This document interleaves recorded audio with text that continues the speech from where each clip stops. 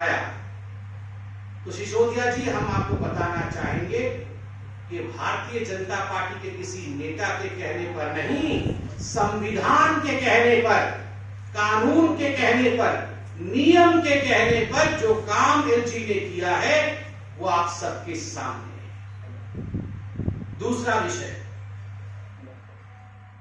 सिसोदिया जी का कहना है कि एलजी साहब ने बहुत बड़ा घोटाला कर दिया, सीबीआई की जांच होनी चाहिए।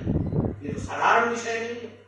किसी के कहने पर एलजी साहब ने ये एमसीडी और डीडीए का एनओसी चाहिए, नॉन कन्फर्मिंग एरिया में ये क्लॉज उन्होंने ऐड किया। सिसोदिया जी, प्रश्न उठता है, अगर इतना बड़ा घोटाला था, क्या सीबीआई की जांच की इसमें दरकार पड़ रही है, आवश्यकता है? नवंबर के महीने में, 2021 नवंबर के महीने में ये पूरी कार्यवाही एलजी ने की थी, और आज अगस्त का महीना है 2022। इतने महीनों तक आपको कुछ सूझा नहीं? एक बार कोई पीसी किया हो, एक बार इस विषय को लेकर आपने विधानसभा में चर्चा की हो, एक बार इस विषय को लेकर आप जनता जनार्दन के सामने आए हो, तो आप बताइए आज अचानक इतने महीनों के बाद, नवंबर से लेके आप अगस्त में जगे हैं, क्या कारण है? कारण एक ही है, मनीष सिसोदिया जी के पीछे और आम आदमी के पीछे जब सीबीआई, ईडी और इकोनॉमिक ऑफेंस विंग लगी, तो अचानक इनको याद आया कि अच्छा, अब ये पूरा मामला डाइवर्ट कैसे किया जाए, बलि का बकरा किसी और को कैसे बनाया जाए, तो एलजी को घसीट कर लेकर आओ। एलजी बेचारा प्रेस कॉन्फ्रेंस तो कर नहीं सकता है, वो तो पॉलिटिशियन नहीं है, तो एलजी के गर्दन के ऊपर चाकू छुरी चला गए। ये हकीकत है कि नवंबर से आज तक ये बैठे हुए मनीष सिसोदिया जी और अरविंद केजरीवाल जी ने क्या क्या गड़बड़ी की है इस पूरे न्यू एक्साइज पॉलिसी में, मैं आपको संक्षेप में बताना चाहूंगा। नंबर एक, जो मैन्युफैक्चरिंग कंपनी होती है वो रिटेल में अलाउड नहीं होती, मगर मैन्युफैक्चरिंग कंपनी को मनीष सिसोदिया जी ने रिटेल में अलाउड किया। दूसरा, जो ब्लैकलिस्टेड कंपनी होती है, वो ब्लैकलिस्टेड कंपनी भी, उनको ये ठेके खोलने की अनुमति नहीं होती। ब्लैकलिस्टेड कंपनी ना टेंडर दे सकते हैं, ना ठेके खोल सकते हैं, मगर ब्लैकलिस्टेड कंपनियों ने ठेके खोले हुए। तीसरा विषय, कार्टेल। ये कार्टेल है, झूठ और आम आदमी पार्टी, अब्यूज और एक्यूज पार्टी, ये दोनों पर्यायवाची। जिस प्रकार से हर विषय में आरोप लगाना और बिना तथ्यों के आरोप लगाना, इस विषय को लेकर हम सब जानते हैं कि आज देश में कोई आगे है तो वो आम आदमी पार्टी है। चंद मिनटों पहले अरविंद केजरीवाल जी की पार्टी और मनीष सिसोदिया जी ने एक प्रेस कॉन्फ्रेंस की, और जिस प्रकार से उन्होंने झूठ और फरेब का साथ लिया है, आज आवश्यक है कि उस झूठ का पर्दाफाश किया जाए। एक्साइज पॉलिसी को लेके मनीष सिसोदिया जी ने कहा, और जो मुख्य आरोप मनीष सिसोदिया जी का था कि हम तो इक्विटेबल डिस्ट्रीब्यूशन चाहते हैं, हम चाहते हैं कि इक्विटेबल डिस्ट्रीब्यूशन हो, और ये जो शराब के ठेके हैं वो इक्विटेबल रूप से सभी कॉलोनी में बटे। मगर जो एलजी हैं, एलजी ने इसमें रोड़ा अटकाया। इसमें एलजी साहब ने एक क्लॉज डाल दिया नवंबर के महीने में विगत वर्ष कि इसके लिए एमसीडी और डीडीए से आपको परमिशन लेनी पड़ेगी। क्या यह हकीकत नहीं है मनीष सिसोदिया जी? इज इट नॉट ट्रू कि आपको पता होगा कि दिल्ली के मास्टर प्लान के अंतर्गत जो नॉन कन्फॉर्मिंग एरिया होते हैं, जो रेसिडेंशियल एरिया होते हैं, उनमें शराब की दुकान खुल नहीं सकती। बहुत स्पष्ट रूप से दिल्ली के मास्टर प्लान की प्रति आप सभी के पास होगी। मास्टर प्लान में यह व्यक्त किया गया है, यह स्पष्ट रूप से लिखा हुआ है कि जो रेसिडेंशियल एरिया है वहां पर शराब की दुकान खुल नहीं सकते, नॉन कन्फर्मिंग एरिया में शराब की दुकान खुल नहीं सकते। और मैं आज मिक्स लैंड यूज वाला जो मास्टर प्लान में लिखित रूप से नियम है वह नियम भी लेकर आए। 15.6.2 The following activities shall not be allowed under mixed use। ये मास्टर प्लान दिल्ली की कहती है। और इसमें कौन से एक्टिविटीज मिक्स्ड यूज में अलाउड नहीं है? तो पॉइंट नंबर ई में आप देख सकते हैं लिकर शॉप, शराब की दुकान, ये अलाउड नहीं है, ये मास्टर प्लान कहती है। सिसोदिया जी, आपका ये आरोप था कि वो भारतीय जनता पार्टी के कौन लीडर थे जिनके कहने पर एलजी के ऑब्जेक्शन के बावजूद आपने पूरे दिल्ली के नॉन कंफर्मिंग एरिया में शराब के ठेके खोले। और तो और कोरोना के कार्यकाल में 144 करोड़ रुपया आपने बिना परमिशन के इन शराब की कंपनियों के ठेकों के माफ किए।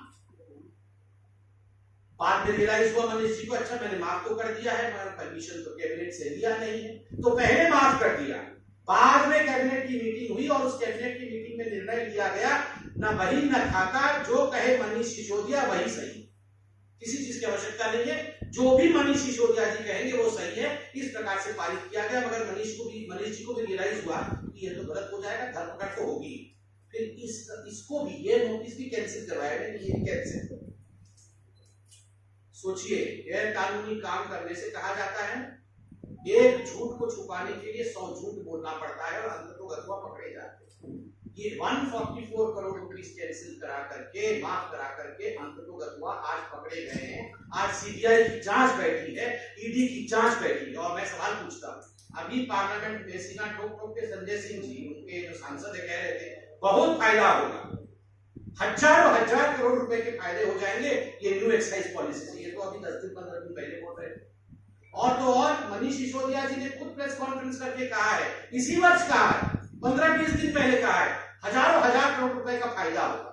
अरे जब नवंबर में एलजी ने आपके अनुसार इतना बड़ा घोटाला कर दिया और तभी आपको पता चल गया था कि सब कुछ खत्म हो गया है, एलजी साहब ने इस प्रकार से ऑर्डर पारित कर दिया है, तो 15 दिन पहले कैसे हजारों हजार करोड़ रुपए का फायदा हो रहा था?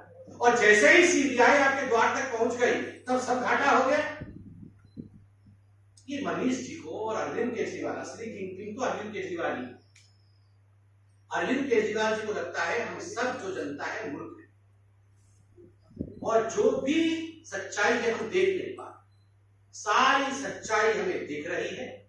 अब जब चोरी पकड़ी जाने वाली है, बिल्कुल द्वार तक सीबीआई पहुंच चुका है, तो स्वाभाविक रूप से ये किस प्रकार से ध्यान भटकाया जाए, बलि का बकरा किसे बनाया जाए, इसकी कवायद जो है वो दिल्ली सरकार कर रही है। अब मेरे साथ माननीय अध्यक्ष जी हैं दिल्ली प्रदेश के, मैं उनसे निवेदन करूंगा और उससे पहले कि माननीय अध्यक्ष जी और बिदुड़ी जी बोले, एक बहुत ही इंक्रिमिनेटिंग वीडियो, इस वीडियो को आप सबने देखना चाहिए। मनीष सिसोदिया जी का सच इस वीडियो से मालूम पड़ेगा। मैं निवेदन करूंगा हमारी आईटी डिपार्टमेंट से कि वे इस वीडियो को चलाएं। 2 मिनट का वीडियो है, उसके बाद माननीय अध्यक्ष जी, ये कार्टेल जो मिली भगत होती है, ये कार्टेल भी टेंडर में अलाउड नहीं होता है, मगर यहाँ कार्टेल को भी मनीष सिसोदिया जी ने अलाउड। और ऐसा नहीं है कि जो सजग प्रहरी है दिल्ली के वो चुप रहे। कुछ जो सजग प्रहरी है, कुछ कार्यकर्ता है, उन्होंने एक्साइज कमिश्नर को इस विषय में, एक्साइज डिपार्टमेंट को इस विषय में चिट्ठी लिखा और बदले में एक्साइज विभाग ने नवंबर 2021 को ही मनीष सिसोदिया जी को और आम आदमी पार्टी को यह शो कोज नोटिस दिया। This is the show cause notice. ये शो कोज नोटिस जो दिया गया है कि आखिरकार क्यों आप कार्टेल अलाउ कर रहे हैं, आखिरकार क्यों आप मैन्युफैक्चरर्स को रिटेल में अलाउ कर रहे हैं, आखिरकार क्यों आपने ब्लैक लिस्टेड कंपनी को ठेके खोलने की अनुमति दी, यह नोटिस इशू किया है एक्साइज डिपार्टमेंट। मनीष सिसोदिया जी, ये तो नवंबर विगत वर्ष इशू किया हुआ नोटिस है, क्या इसका जवाब आपके विभाग ने दिया है? नहीं दिया है तो क्यों नहीं दिया है? दिया है तो आप इसके उत्तर को सार्वजनिक करें, आप इसको पब्लिक डोमेन में डालिए कि इसका उत्तर क्या है। और बंधुगण, मुझे तो दुख के साथ कहना पड़ता है कि विगत वर्ष जब कोरोना अपने चरम पर था, जब यहां पर लड़ाई चल रही थी कि माइग्रेंट वर्कर को किस प्रकार से वैक्सीन लगाया जाए, माइग्रेंट वर्कर को किस प्रकार से सेवा ही संगठन के माध्यम से भारतीय जनता पार्टी भोजन इत्यादि पहुंचाने की तैयारी में थी, उस समय बस भेज करके अरविंद केजरीवाल जी जो माइग्रेंट वर्कर थे उनको दिल्ली से बाहर जाने का रास्ता दिखा रहे थे। ठीक उसी समय मनीष सिसोदिया जी की भाग और मनीष सिसोदिया जी स्वयं क्या कर रहे थे? महापाप कर रहे थे। 144 करोड़ रुपया, 144 करोड़ रुपया मनीष सिसोदिया जी ने शराब कंपनियों का माफ किया। शराब कंपनियों का, सोचिए, ये भारत के इतिहास में पहली बार हुआ है कि शराब कंपनियों के पैसे को माफ किया जाए। पहली बार इस प्रकार से। एक तो आप रेसिडेंशियल एरिया में, स्कूल के बगल में, धार्मिक क्षेत्रों के बगल में, मंदिर के बगल में, गुरुद्वारे के बगल में, मस्जिद के बगल में, बच्चों के रिहाइश स्थान के बगल में, सोशल स्ट्रक्चर्स के पड़ोस में आपने नियम को ताक में रखकर, कानून को ताक में रख करके आपने शराब की दुकान।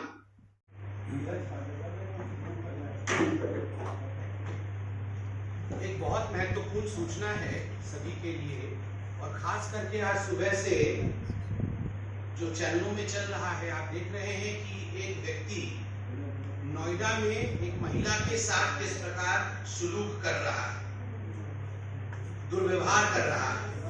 उसका नाम श्रीकांत त्यागी है, और ये बताया जा रहा है और कई न्यूज चैनल में चल रहा है कि बीजेपी का नेता श्रीकांत त्यागी।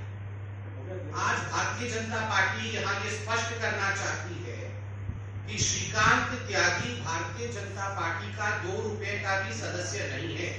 जो हमारा फॉर्म होता है, कोई लेना देना नहीं है। बिल्कुल स्पष्ट रूप से भारतीय जनता पार्टी आज इस प्रेस कॉन्फ्रेंस के माध्यम से ये सूचना देती है कि श्रीकांत त्यागी का, जिसने एक महिला के साथ दुर्व्यवहार किया और जिसकी रिकॉर्डिंग भी आई है, उसका भाजपा के साथ कोई लेना देना नहीं है। वो भाजपा का सदस्य नहीं। जहां तक हमारे पास खबर है और आज अखबारों में भी कुछ जगह छपा है कि समाजवादी पार्टी के एक बड़े नेता का वो पीआरओ था। हो सकता है वो भी, मगर अखबारों में भी कुछ जगह ये विषय छपा है कि वो सपा के एक बड़े नेता के साथ है। और इस कारण से हम आज निवेदन करना चाहेंगे तमाम चैनलों से, सभी अखबार वालों से और जनता जनार्दन से कि जो लोग श्रीकांत त्यागी को भाजपा के नेता के रूप में दिखा रहे हैं, please refrain from that. He is not a BJP leader. Thank you so